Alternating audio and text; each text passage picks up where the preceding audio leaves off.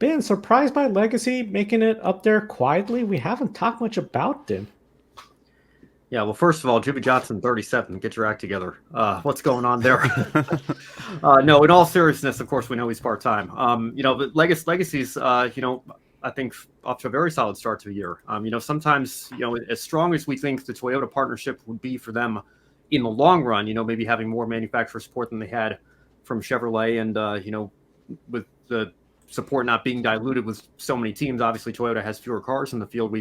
We're expecting this to be a step up for Legacy in the long term, but there's always some, kinks to be ironed out whenever you start a new partnership. And sometimes it takes a little bit to get up to speed and for your team to get used to the new engines, the new cars and everything.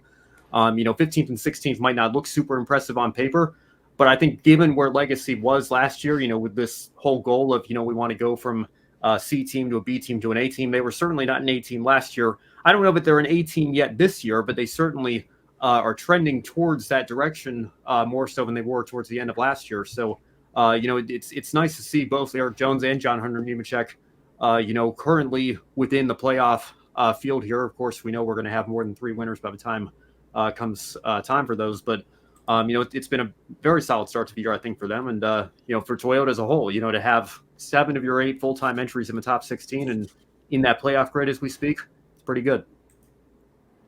Yeah, I'm not too surprised or anything. I think it's, again, too early, like I said for the other questions like this. But Legacy, like, this is something to be proud of, I think. It is early, but hey, they're not way back in the 20s or 30s. They're up in the teens, and they're in good position for points, because more than likely, they're going to probably have to point their way in. It's unlikely they'll get a win unless they get a win at Super Speedways or Eric Jones wins at Darlington, because that's not in the playoffs this year.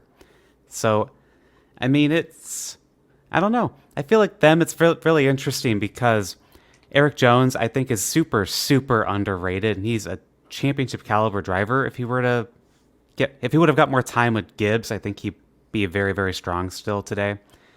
So I think it's going to be very interesting seeing if he and John Hunter Nemechek can kind of stay in the top 20 in points.